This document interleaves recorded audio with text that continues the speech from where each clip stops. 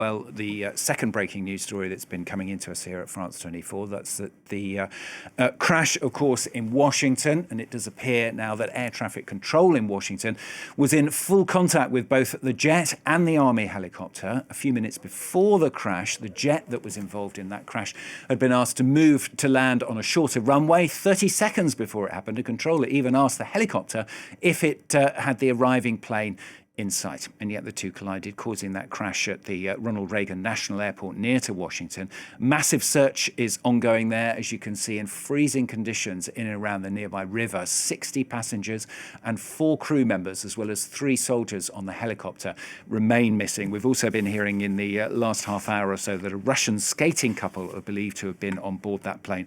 Also members of the US skating community as well. Well, let's hear, first of all, from Washington's mayor.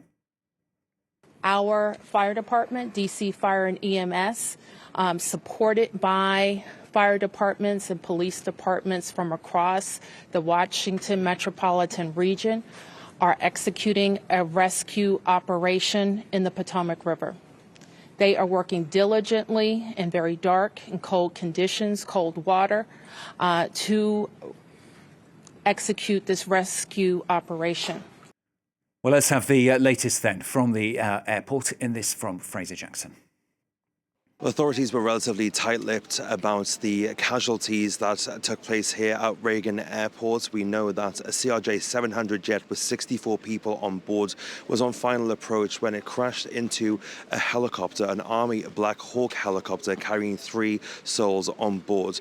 There have been news reports from various US outlets that 18 bodies have been found, but those so far not confirmed by officials. The officials saying that the over 300 rescuers here have encountered very difficult conditions due to the cold and relatively high wind as well. We also are hearing from Donald Trump, who said that this entire situation should have been avoided. In a post on Truth Social, he said, "Why didn't the control tower tell the helicopter what to do instead of asking if they saw the plane?" Potentially a brief insight there into the fact that Donald Trump may have more information than we do at the moment. He said this is a bad situation that looks like it should have been prevented, not good.